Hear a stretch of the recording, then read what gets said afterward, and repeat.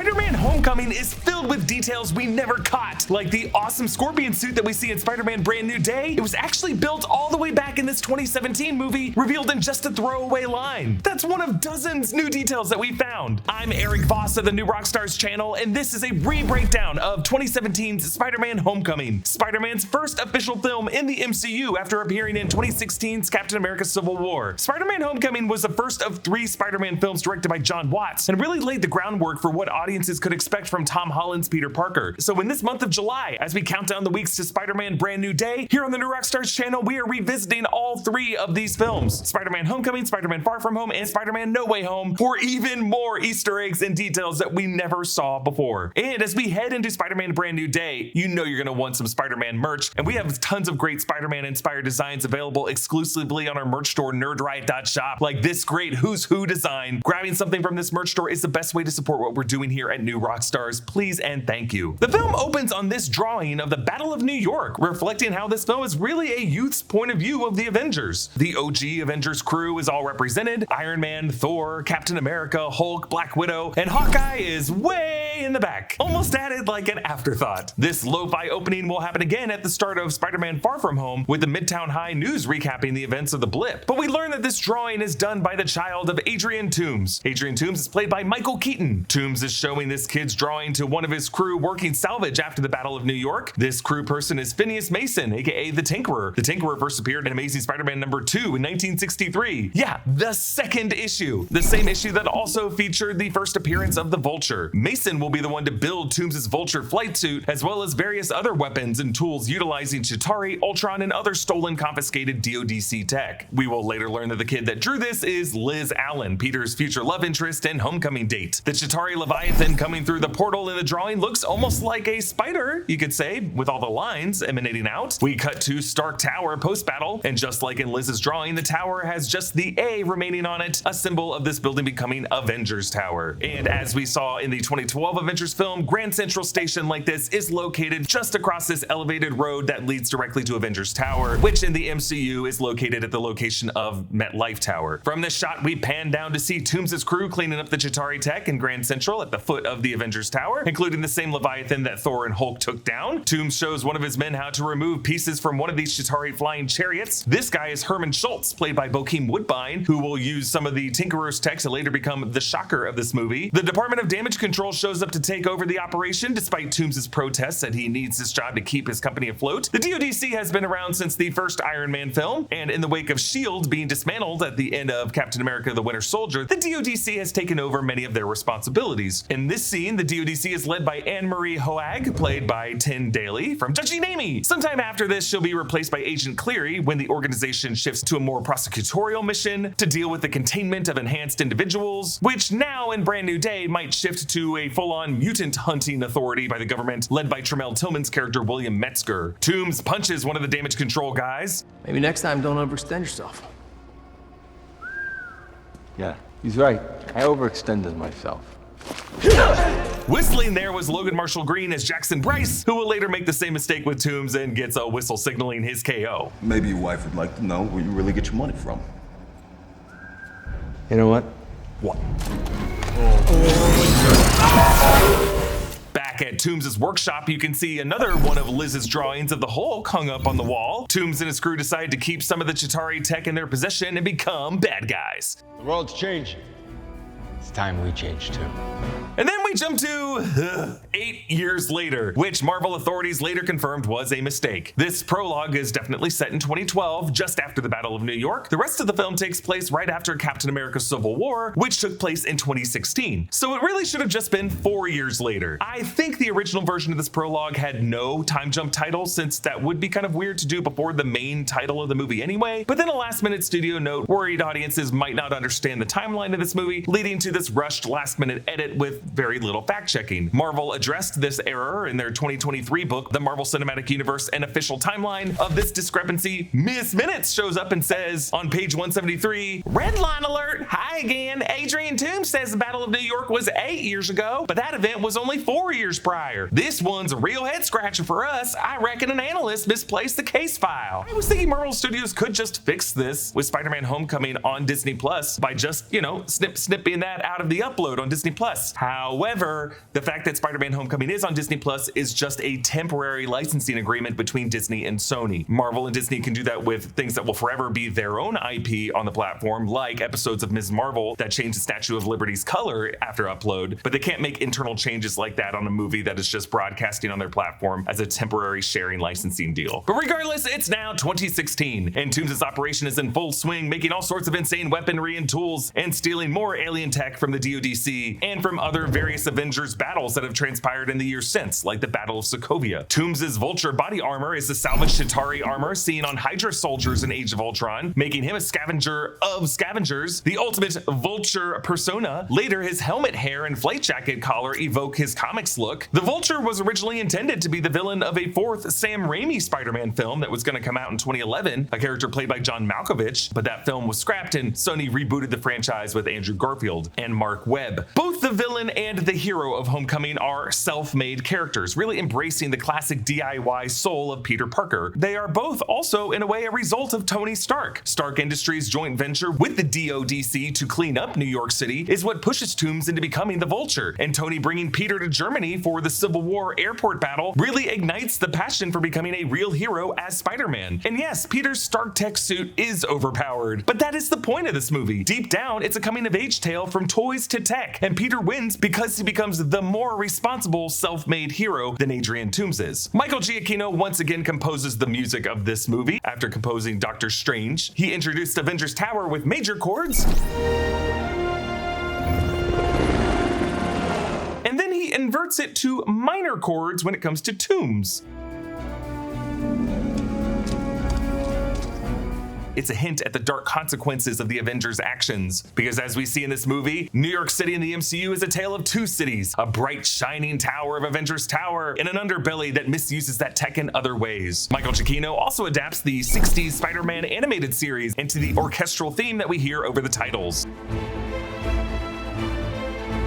After the Marvel title card, we see a film by Peter Parker, as we're shown Peter's homemade video from his time in Civil War. A really fun way to revisit the airport battle in Germany. It starts with a voiceover from Peter in a deep, heavy New York accent. Tom Holland really worked on nailing the American accent as it exists in Queens. Yeah, and with pickles, and can you smush it down real flat? Thanks. Which really helps him sound authentic throughout all of these movies. Peter's travel video includes a shot of the World's Fair, a callback to the Stark Expo in Iron Man 2, which, when this movie came out, was retconned to be Peter Parker's first appearance in the MCU. He was the kid in the Iron Man mask whom Iron Man saved. Robert Downey Jr.'s name in the end credits of this movie features art that recreates that particular moment. Peter gets a shot of Happy Hogan snoring on the plane, a problem that will only get worse for Happy as he's wearing a CPAP machine in Spider-Man No Way Home. There are shots of Peter exploring Berlin, which is funny to think that Tony got Peter there early enough to give him a day to adjust so that he wouldn't be jet lagged for the fight that Tony knew would be happening. At the hotel, Peter gets his Stark designed suit that he wears in this battle, and we learn that he was originally going to show up to the fight in his homemade suit. So the airport battle was Peter's first time wearing that new Stark suit, which explains why he says this in Civil War. Well, I could have stuck the landing a little better. It's just a new suit. We get to see Spider-Man's Civil War entrance from another angle, where he hilariously asks, "Who's that new guy?" in reference to Black Panther, because at this point in the timeline, the public has never heard of Black Panther. After the Civil War airport battle, Happy and Tony drop Peter off at the Stark internship retreat. Everyone was impressed. Come on! See, Happy is hoping to get bumped up to asset management. He was 4 head of security, and Tony's 4 head of security joke calls back Iron Man 3. Is this 4 head of security? And notice that seconds before Happy honked, Peter's eyes started left, and unlike Tony, he doesn't jump at the honk. It's a little example of Peter's spidey sense. He saw the near crash ahead of them. Happy also struggles with Peter's heavy suitcase, yet Peter carries it no problem because he has super strength. We switch from point of view home video to objective framing right on the key reveal. why don't you grab Peter's case out of the trunk? I can keep the suit? This transition locks in our picture of Peter, still learning the responsibility of toys versus tech and the value of being self-made. That's not a hug. I'm just grabbing the door for you. We're not there yet. In Avengers Endgame, these two heroes will finally get that hug. Peter's shirt reads, "The physics are theoretical, but the fun is real." He will wear this same shirt while he's being interrogated by the DODC in Spider-Man No Way Home. We jump ahead 2 more months. Civil War took place over the summer of 2016, so school is back in session. Peter sends many unanswered texts to Happy, whose contact photo is Happy snoring from the plane. I love this detail. Peter's texts to Happy include, "How's Black Widow?" Or should I say, "Natasha helped clear the road for an ambulance, stopped a guy trying to mug an old man, just being me, cleaning up Queens. He's really great for the neighborhood." There's also a text about quitting marching band, which Tony later uses to catch him in a lie. I'm at band practice. That's odd. Happy told me you quit band 6 weeks ago. I love this little detail. You would only notice it just by watching this over and over again, and it shows that Tony and Happy were actually reading all of these texts, which I think is so sweet. But also, if Peter had not quit marching band, he would have been even closer to the Midtown High marching band kids who got blipped and returned embarrassingly in Far From Home. Also notice the tiny crack in Peter's screen. Each time we see his phone throughout the movie, the screen is more and more damaged, showing the increasing threat level of Peter's world and forming a spider web crack. Peter attends the Midtown School of Science and Technology, which in the MCU was established in 1962, the same year Spider-Man debuted in Amazing Fantasy number 15. The Midtown Morning News is hosted by Betty Brant, an alternate spelling as the Daily Bugle's Betty Brant from the comics. Elizabeth Banks played Betty Brant in the Sam Raimi Spider-Man franchise. Betty's co-host is Jason Iannello, a friend of Flash Thompson in the comics. We also meet this movie universe's Flash Thompson, played by Tony Revolori, whose license plate reads Flash Drive. A little clue that all the license plates in this movie are worth looking at. Actually, at last summer's Comic-Con, I drunkenly ran into Tony Revolori, and he and I did one of these, like, looking at each other like, "Wait, I've seen you on my screens." And he's like, "I've seen you on my screens." And I'm like, "Can you tell me if you're in the next one?" And he goes, "Obviously no." But there is at least a photo of Eugene in Spider-Man Brand New Day. The school mural shows real scientists such as Isaac Newton, Albert Einstein, and Carl Sagan, astronaut Dr. Mae Jemison, mathematician Al-Khwarizmi, and also the famous MCU scientist Howard Stark and Dr. Abraham Erskine, creator of the Super Soldier Serum, played by Stanley Tucci. In Spider-Man No Way Home, they will have added Hank Pym to this mural. There's also a photo of Bruce Banner among the famous physicists in Peter's classroom. Professor Banner, of course, will later have an important relationship with Peter Parker in Spider-Man Brand New Day. Peter's locker number is 1184, perhaps a reference to the Homecoming storyline in the Amazing Spider-Man comics, which took place in 1984 and featured Peter returning to New York City with his new symbiotic black suit following the Secret Wars saga. The November issue of that year, 11, had Reed Richards discovering that the suit was actually an alien symbiote. And hey, probably in Avengers Doomsday and Secret Wars, maybe even the post-credit scene of Brand New Day, one of these things is gonna show Tom Holland in that black suit. At the locker, we meet Ned Leeds, played by Jacob Batalon. He's Peter's best friend and future guy in the chair. Ned is holding an Emperor Palpatine Lego minifig, something that will become a totem for Peter that he will carry into Spider-Man Brand New Day, according to the screenplay. In this scene, an extra briefly looks at the camera. Peter ogles Liz Allen. I'll knock out the basic bones of the Death Star at my place, and then I'll come by afterwards, because for the most part, That'd be great.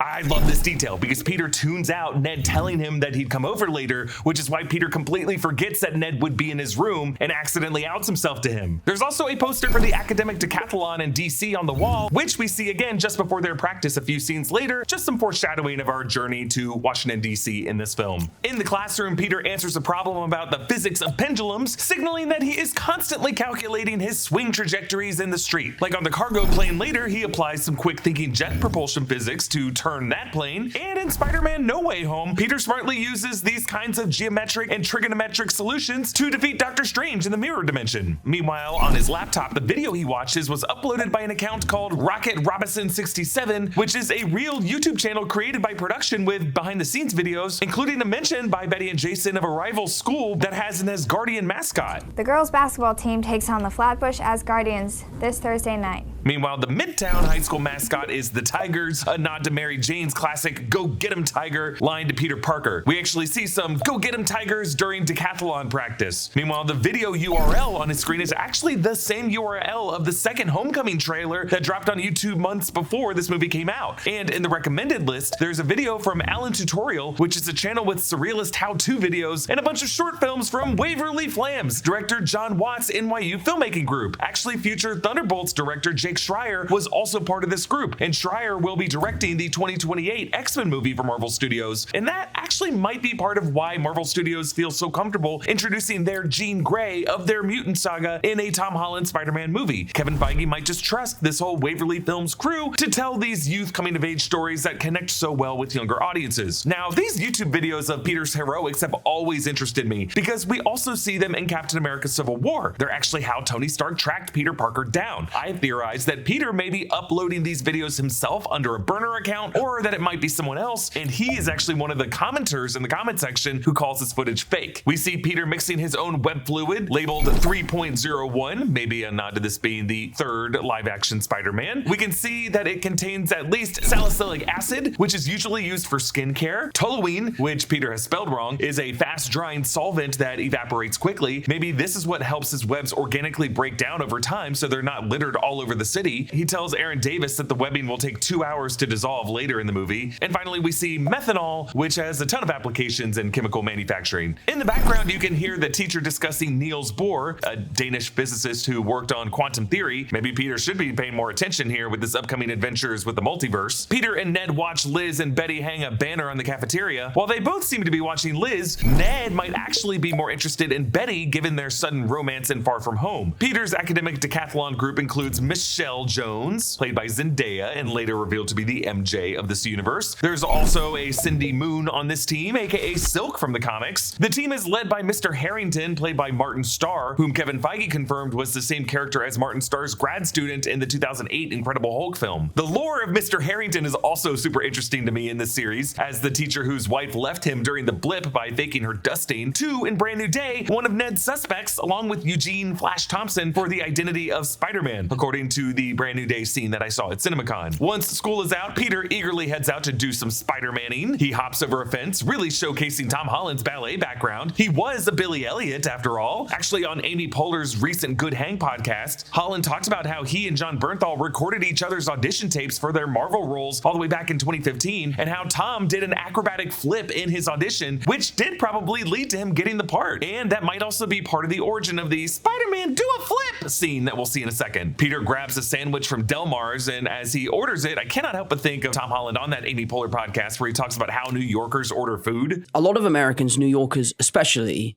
when they're ordering food, it's very different to how we order food. In England, it says, please may I have the burger with number 2? Thank you so much, please. That'd be thank you, thank you, thank you. And in America, it's totally fine to be like, I'll have the number 2. And I would be doing scenes and my dialect coach would come in and be like, stop saying please. Ooh. Like, Yeah. a kid from New York's not going to say please if you're asking for a burger. Yeah, and with pickles, and can you smush it down real flat? Thanks. Yeah, Peter does ask that they smush his sandwich down real flat because our man loves a panini and because he needs to tuck it into his Spider-Man suit. Mr. Delmar asks about how hot Peter's aunt is to his coworker in Spanish, which Peter totally understands thanks to his Spanish classes, but honestly, casting Marissa Tomei as Aunt May is an inspired choice by the Russo brothers in Civil War. A lot of people are crushing on her in this film. Peter awkwardly changes into his Stark suit, and I love how they make Tom Holland go through these motions in just this long take, specifically with the way we see the suit vacuum sealed to shrink wrap around him, so he could have worn his other clothes under it, but he didn't want the lumps. A suit fitting this tightly is going to be a significant change in Brand New Day, when Destin Daniel Cretton and the costumers went to great effort to show the wrinkles and the loose-fitting parts of the suit. Also, I love this detail. When he webs his backpack to the dumpster, some garbage juice just spills all over it immediately. When Peter looks at his web shooters, Peter can see in his heads-up display how much web fluid he has. I love this little detail as well. The meter is currently at 100%, but later, when he has to change out his web fluid, you can see the meter is at 0% and flashing red. Peter's bike sign text placement forces his use of a hyphen, as he does later on Toomes' sign, because remember kids, Spider-Man is a hyphenated word, even though sometimes new Rockstars videos don't hyphenate it. It's a YouTube algorithm thing, don't judge us. Peter riding on top of the front of the elevated train recalls Tobey's Spider-Man stopping the train in Spider-Man 2. Zach Cherry plays a hot dog vendor asking Spider-Man to do a flip. Zach Cherry also later appears in Shang-Chi during the bus fight in San Francisco, and he actually made a cameo as an animated version of his character in Your Friendly Neighborhood Spider-Man. Zach Cherry talked about how originally his character was just supposed to wave up at Spider-Man, but he used his UCB improv background to ad-lib a bunch of different lines, which eventually led to the do a flip that Spider-Man has to oblige and actually do in the scene. And then this guy with the boombox is actually a cameo by Kirk Thatcher, who played the train punk in Star Trek IV: The Voyage Home. Michael Giacchino, composer of this film, would end up casting Kirk Thatcher Thatcher in a role in Werewolf by Night, when Spider-Man helps a Dominican lady who later gives him a churro. Actually, in this scene, behind them you can see the churro cart that they get it from. Stan Lee cameos as a neighbor shouting from a window after Spider-Man sets off a car alarm. People shouting from their apartment windows is so New York. This cameo with Stan Lee was likely directed by James Gunn, who directed 3 of 4 cameos that Stan Lee shot in one day. Gunn also directed Lee's cameos for Doctor Strange in 2016 and his cameo in Guardians of the Galaxy Volume 2. Gunn said that he was the one who got to introduce Tom Holland to Stan Lee and claims Lee said to Holland, "Everybody says you're great. Personally, I don't see it." During this whole montage, Blitzkrieg Bop by the Ramones plays. The Ramones are also from Queens. Peter stops ATM robbers with Avengers masks, which reminds us a lot of a particular moment in the Ultimates comics. Whoa, you're the Avengers! Thor and Hulk were not in Civil War, so Peter did not meet them, and he has Thor punch Hulk, which in a way is kind of payback for Hulk's punch on Thor in Avengers 2012. Behind Peter is a sign for identity theft, which is kind of funny because the robbers in the scene are in a way stealing the Avengers' identities. They use the anti-gravity gun, and Peter's enhanced grappling rips up the floor tiles. Peter saves Delmar and follows the screenwriting adage, save the bodega cat. In this case, the cat's name is Murphy. When Peter calls Happy Hogan, the graffiti behind him reads Bagley, a nod to Mark Bagley, the comic book artist who worked on a number of Spider-Man issues. Happy and Tony's Dumb E robot is being cleared out of the tower because this tower is sold. Actually, if you remember, Dumb E was towed away by Tony Stark from the ruins of his Malibu mansion in the final shot of Iron Man 3. Happy's gonna end up keeping Dumb E as we see it again in Spider-Man No Way Home, and Dumb E will be played in a virtual human form by actor Henry Lewis in Vision Quest. But yes, this is the origin of Avengers Tower being sold, a question that would not be answered until 2025's Thunderbolts. We don't know if Tony Stark sold the tower directly to Val in the Ox Group, but he sold it to someone else who ended up selling it to Val, or Val just acquired the tower in some kind of hostile takeover. Val, of course, wants to remodel this tower and turn it into the Watchtower for Sentry and the Ox Group, but in the end of the Thunderbolts film, it becomes the headquarters for the new Avengers. In Peter's room, we see he collects Star Wars figurines, including this AT-AT, or AT-AT. The fact that he's interested in this calls back his battle strategy on Giant Man during the Civil War airport battle, where he specifically references the AT-ATs in The Empire Strikes Back as a way to trip him up and bring him down. Peter also has a New York Mets pennant and a hat. In the comics, Spider-Man is canonically a Mets fan. And it turns out in this hilarious shot that Ned is already in this room,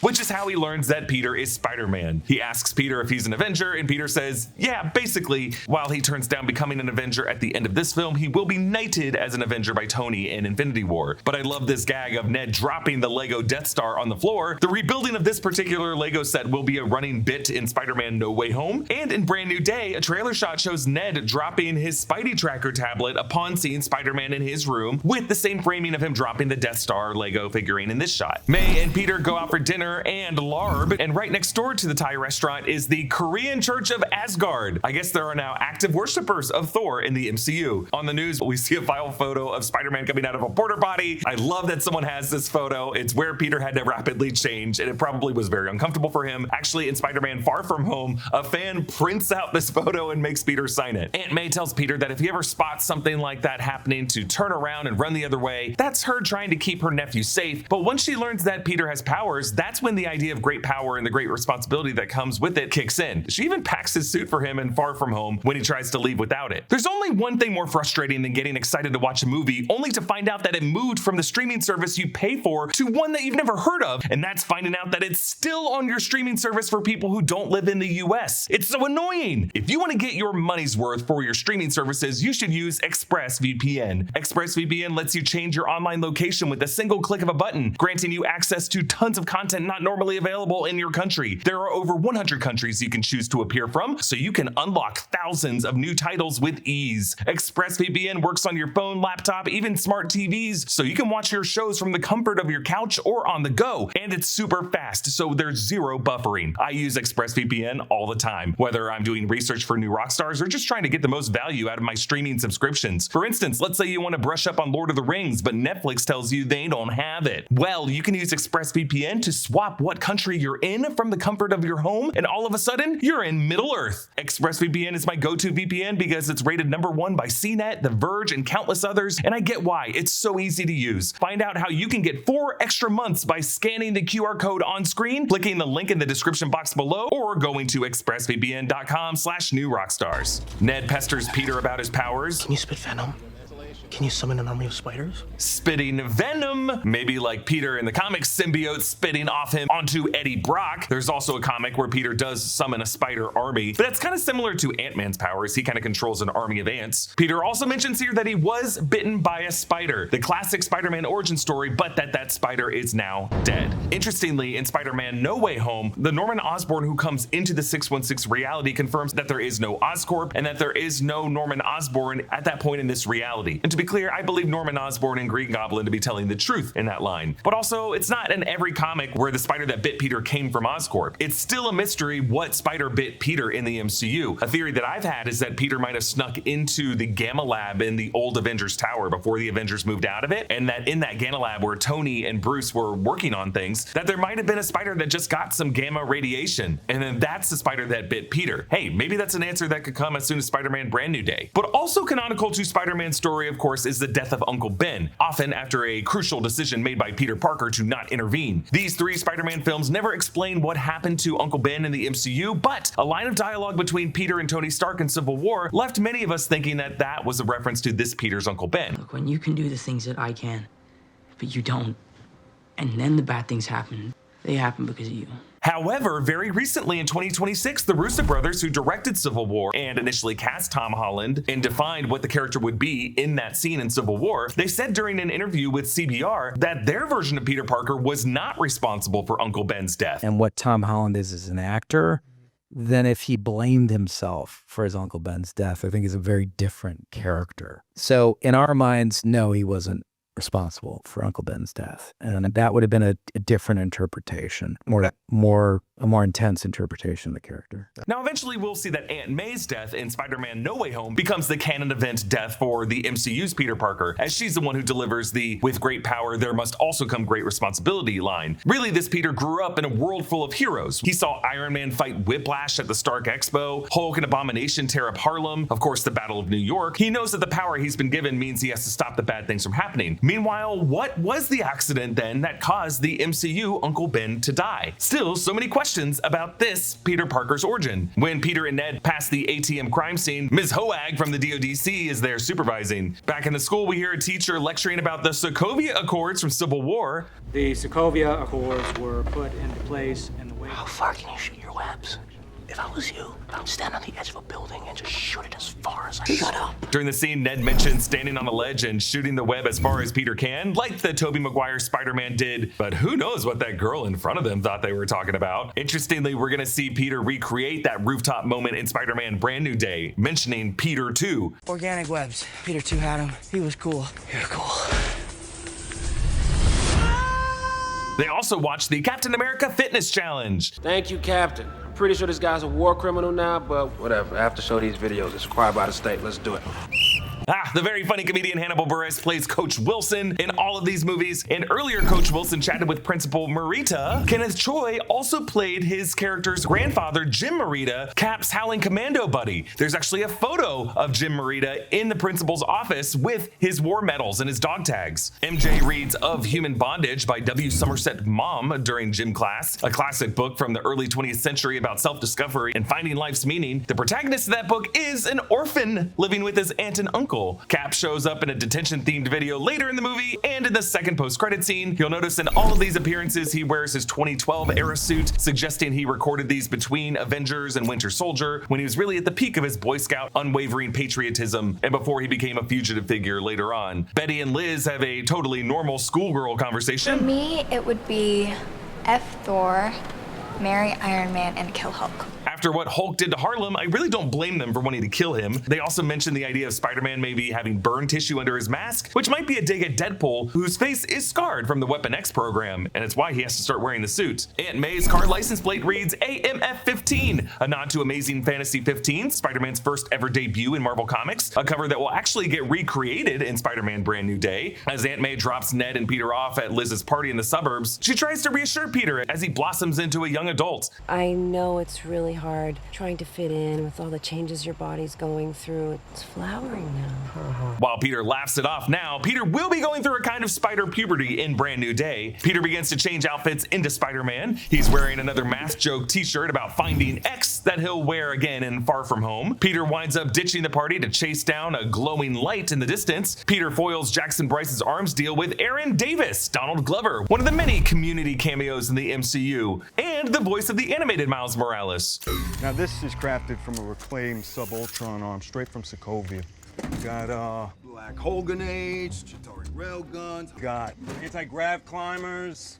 Climbers? His weapons are from Ultron sentries and black hole grenades from the Dark Elves in Thor: The Dark World. Aaron Davis is also into the climbers, a nod to his role as the Prowler. Donald Glover actually makes a brief cameo as an alternate universe live-action Prowler in Spider-Man Across the Spider-Verse. Jackson Bryce's Shocker Gauntlet was actually crafted from Crossbone's Gauntlet in Civil War, and it actually looks like this same gauntlet will reappear in Brand New Day, as we see in the trailer shot of Peter falling out of the crumbling DODC building with the Hulk webbed up to the rubble behind him. So Brock Rumlow's legacy never dies in the MCU. Peter slides over a car with the license plate of ASM 267, a nod to the Amazing Spider-Man 267, in which Peter heads to the burbs. John Watts shot all of this in the style of Ferris Bueller's Day Off, specifically Ferris's sprint through the backyards. But Peter really takes a beating here, smashing into a brick grill pit. Youch! Vulture grabs Peter, and there's this great shot where they're briefly framed in the moon, recreating the Batman logo, a nod to Michael Keaton's past role in the Tim Burton 1989 Batman and the 1992 Batman Returns. Michael Keaton also just loves all winged superhero characters, as he also played Birdman in Iñárritu's amazing film. Peter is saved by the Iron Man Mark 47. Yeah, the Mark 47 is upgraded from the broken Mark 46. It's remote controlled, and notice how it continues to mirror Tony's gestures as he talks. Love that little detail. You can actually see Tony controlling the suit through the heads-up display in his glasses, perhaps an early prototype for the Edith glasses that he eventually gives to Peter in Far From Home. Tony is attending a wedding in India where he also has his own Audi with a custom Stark vanity plate. Tony tells Peter that the suit has a tracker chip and heaters. That's better, thanks. The latest example of how Tony makes upgrades to fix past mistakes, heaters to dethaw the icing problem that we saw in the first Iron Man film, and to avoid freezing to death in Iron Man 3, and a locator chip after one of his Stark drones in Age of Ultron ended up getting loose and became what was known as Ultron. Also, not having these heaters with his homemade suit in Brand New Day will be why Peter has to wear outerwear like a vest and a cap when it snows in that movie. When Peter explains that he was trying to take down the guy with the wings, Tony says, "Take him down now, huh? Steady, Crockett. There are people who handle this sort of thing." A reference to Sonny Crockett, Don Johnson's character in Miami Vice. Don Johnson, of course, being the father to Madam Web. This reference flies so far over Peter's head, he doesn't even register it. Tony tells Peter to forget the flying vulture guy. The first time in the film anyone refers to Adrian Toomes as the Vulture. Tony tells Peter to stay local and help his community, like the lady with the churro, which is more proof that Happy and Tony are reading all of his messages. Tony also brings up college, telling Peter that he has some pull at MIT. Too bad Tony died in Endgame and Peter had to turn to Doctor Strange for help instead. As he heads back, Peter does find a piece of hybrid alien tech. He very carelessly takes it to school and bangs on it with a hammer with Ned in shop class. He could have killed everyone. Ned and Peter decide to run some tests on the alien object and share an elaborate handshake, something they'll do again before Doctor Strange wipes everyone's memory at the end of No Way Home. Back at Vulture's headquarters, Toomes winds up accidentally disintegrating Jackson Bryce and tells Herman Schultz that he's the new Shocker, a moniker Bryce had given himself, along with a jacket that matched the red and yellow color scheme of the Shocker in the comics. But notice how after this, Schultz will also start wearing the quilted yellow sleeves. On the Washington, D.C. trip, their school bus passes a roadwork sign mentioning Triskelion cleanup, referring to the Project Insight wreckage from Captain America Winter Soldier. Toomes' crew brings it up again along with Lagos from Civil War. The gauntlet from the Lagos cleanup, the rest is all mine. Can't believe they're still cleaning up that Triskelion mess. Actually, in a deleted scene, this school bus actually passes a Triskelion with a helicarrier crashed into it. They're still cleaning up from when Captain America took down those skycraft carriers for no reason? I'm pretty sure Cap was just trying to save us from tyranny. Yeah, that's what they want you to think. While they're running through some questions, Peter answers this trivia question. Strontium, barium, vibranium. Yes, 2 actual alkaline metals and an Easter egg fictional metal. Because at this point in the MCU, vibranium was used in Captain America's shield and in Vision's body, but Black Panther would be released 7 months after this movie, making vibranium a much bigger and much more common element throughout the MCU. MJ is reading Invitation to a Beheading by Vladimir Nabokov. The book is about a condemned man awaiting his execution in a prison cell, and the only other living creature in the cell with him is a the spider. Yeah, it kind of seems like all the reading material that MJ's reading throughout this movie is what informs her suspicions and eventually her deduction that this nerd in her class is Spider-Man. Ned has a laptop sticker for the subreddit RPC Master Race, making him a true guy in the chair. As they hack the suit, they can see the circuitry on the inside, something that is even more apparent when Peter flips the suit inside out in No Way Home. Peter's suit AI voice, Karen, is voiced by former Betty Ross Jennifer Connelly, married to Paul Bettany, who before Vision played the AI voice of Jarvis. Jennifer Connelly has not been confirmed for the Vision Quest series, but it is possible that she could make a surprise cameo. With Ned removing the training wheels protocol, Peter has access to all of the functions of his suit. He deactivates instant kill, which is a function he will end up using in Avengers Endgame. Peter ends up accidentally stuck inside the DODC vault, where he finds this metal ring. This was actually the turnkey that Ultron rigged to drop Sokovia. There's also an Ultron head with the eyes still glowing red, which of course signified when the Sentry contained Ultron's consciousness. Possible clue that Ultron lives and we are still living in the Age of Ultron. Hopefully this detail will come back in Vision Quest. Peter plays with his suit functions, which include web wings under his arms, which we will see him using in Far From Home to glide through the atrium of the building. These originally were part of Steve Ditko's design from the Amazing Spider-Man issue #1, where Spider-Man shared the cover with the Fantastic Four. Peter tests out his ricochet web and web grenade, which along with the taser web are all functions that he will use later. Ricochet web to catch the elevator, web wings to sail over the helicopter, and web grenade on the ferry, and taser web used against Adrian Toomes. Peter runs past the reflecting pool where Cap lapped Sam on his left in Winter Soldier. The park ranger in the Washington Monument elevator is played by Martha Kelly, the actor who plays Lori, the drug dealer that Zendaya's character Rue works for on Euphoria. Maybe it's a good thing MJ didn't go on the Washington Monument tour. MJ stays at the bottom, reading a book and wearing a shirt with Sylvia Plath of Plath's mini poems. She did write one titled Spider. MJ will meet Spider-Man for the first time as Peter arrives to save Ned and his friends from the Chitauri energy core that's about to explode after being exposed to radiation in the X-ray machine. The Washington Monument rescue is kind of a nod to the battle with Titanium Man in the Road to Civil War comics. While they will fix the damage done to the monument here, it will get damaged again in Captain America Brave New World during the fight with the Red Hulk, damage that we still see being repaired in Thunderbolts. When Peter gets to the top of the monument, he's freaked out, telling Karen he's never been this high before, telling us that the guy really has stuck to Queens and he hasn't swung around Midtown Manhattan yet, because the Washington Monument is less than half the height of the Empire State Building. His eyepieces glow red a little to indicate when he's using his X-ray function, and when he uses his chest drone, the drone camera displays a little A113 Easter egg, a reference to the famous Cal Arts classroom where a lot of VFX artists and Pixar animators learned their thing. Peter misses his chance to recreate the upside down kiss from the Tobey Maguire Spider-Man with Kirsten Dunst. At this point, we cut back to Toomes and his crew. I can finish the next order, but without any new materials from that truck. We still have to do the Gargan deal though, right? The Gargan deal was the mechanized Scorpion suit. We never get to see that armor in this movie, but Spider-Man Brand New Day will finally show us that exact suit that Phineas Mason and Adrian Toomes were tinkering together all the way back in this movie. I honestly never caught this line until rewatching the movie for this video. When Toomes sees the news footage of the rescue, there's a flash of panic on his face, which we later learn is because his daughter Liz was there. And there's another clue in the edit because we cut straight from this to his wife hugging Liz. In the Midtown News Report, behind Jason Iannello is a screen showing the word Vision, a nod to the Brooklyn Vision Academy, the high school that Miles Morales goes to. And based off of Donald Glover's lines in this movie, I think we have to assume that academy is in the Brooklyn of the MCU. Peter retrieves web fluid hidden under the lockers, and I love this detail. Notice the scratch marks on the wall above and beside the locker from the past times that Peter would have lifted this. Karen shows Peter his baby monitor protocol recordings. It is I, Thor, son of Odin. Notice how Peter's heart rate jumps from 84 to 93 from his shame over this. Aaron Davis's rap sheet on the heads-up display lists his aliases as the Prowler and Brian Pincelli, a nod to Ultimate Spider-Man creators Brian Michael Bendis and Sarah Pichelli, the creators of the Miles Morales character, and I think the word pinch was thrown in as a thieving pun. Aaron Davis's license plate reads UCSM01 for Ultimate Comics Spider-Man #1, the debut of Miles Morales, whose MCU existence Aaron alludes to here. I don't want those weapons in this neighborhood. I got a nephew who live here. Also in a deleted scene. Yeah, sorry, Miles. I'm not gonna make it. Yeah, I'm just stuck.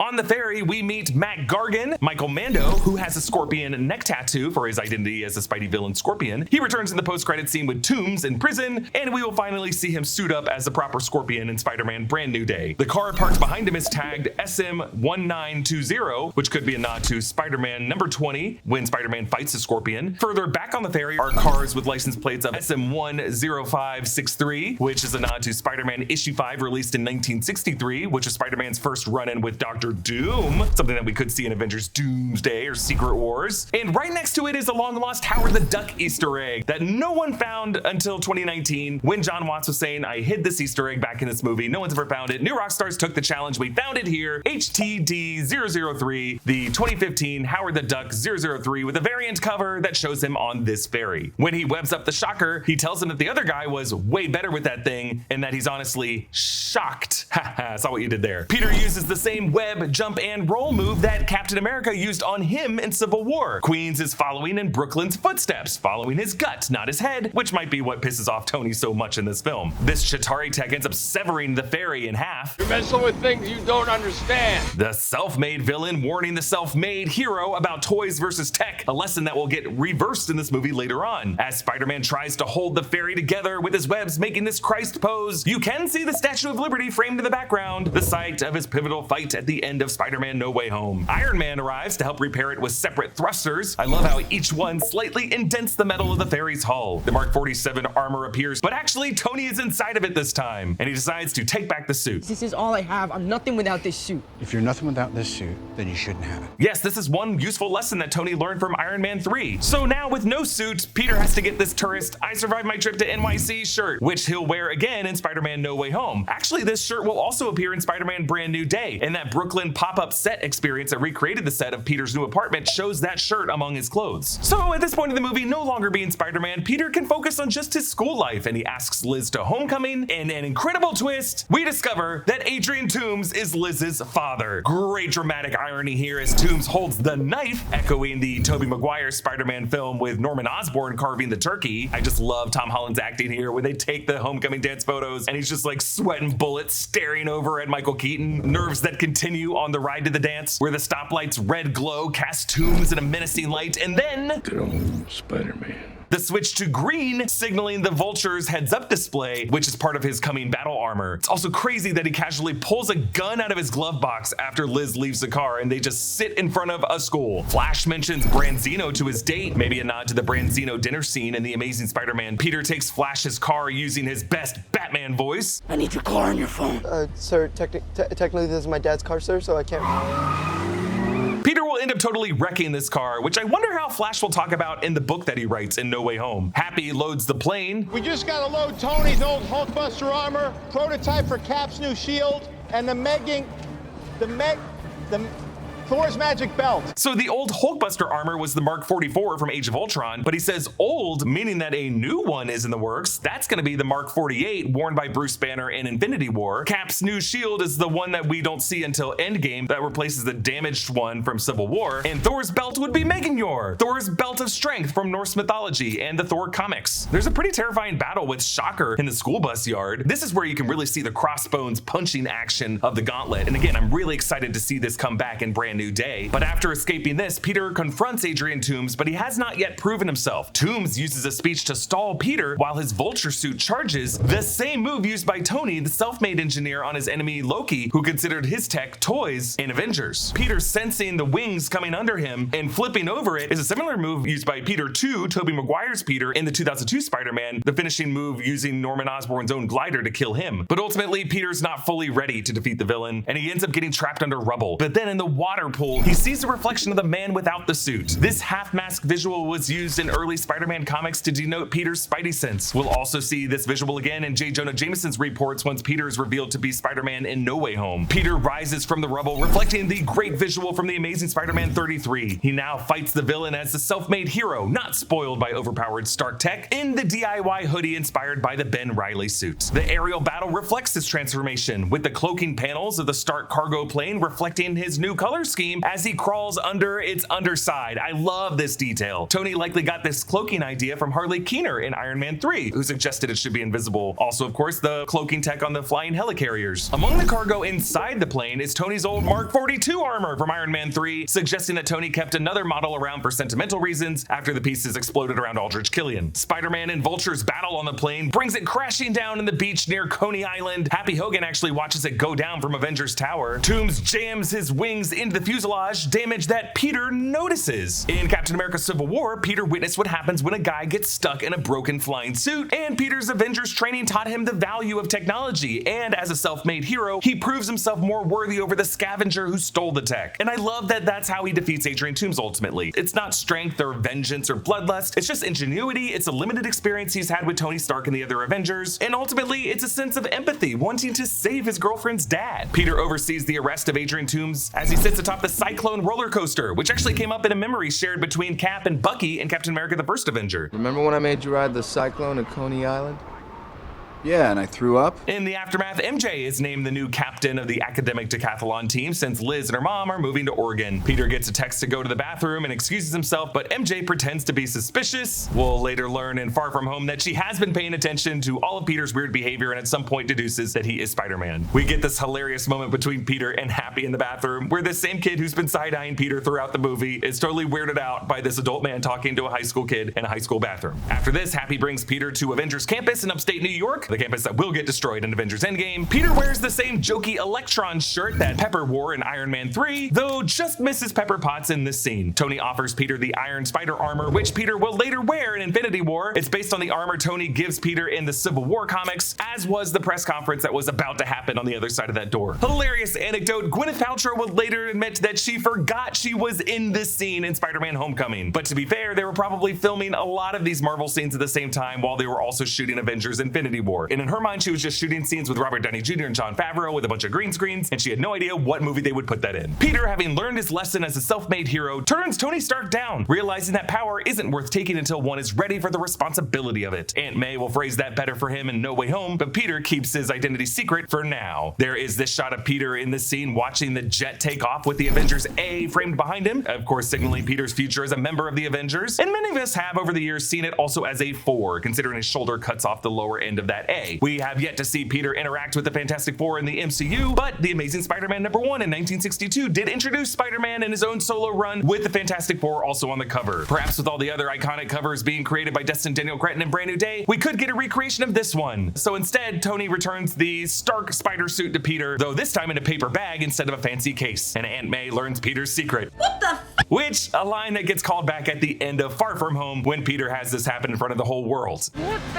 Now the mid-credit scene is Adrian Toomes meeting Mac Gargan in prison. Mac says that he wants to put Spider-Man's head in a dryer for messing up his face. There's a shot in Brand New Day of the Spider-Man mask spinning around in a washing machine. Mac tries to get Toomes to tell him who Spider-Man is, but Toomes denies knowing his identity, perhaps as a thank you for Peter saving his life. And thanks to the events of No Way Home, Sony will ultimately decide to suck Toomes out of this universe into the Morbius universe, never to be seen again. I'm not sure how I got here. Has to do with Spider-Man, I think. I'm still figuring this place out, but I think a bunch of guys like us should team up. And at the very end of the credits, we get another Captain America lesson about patience. Sometimes patience is the key to victory.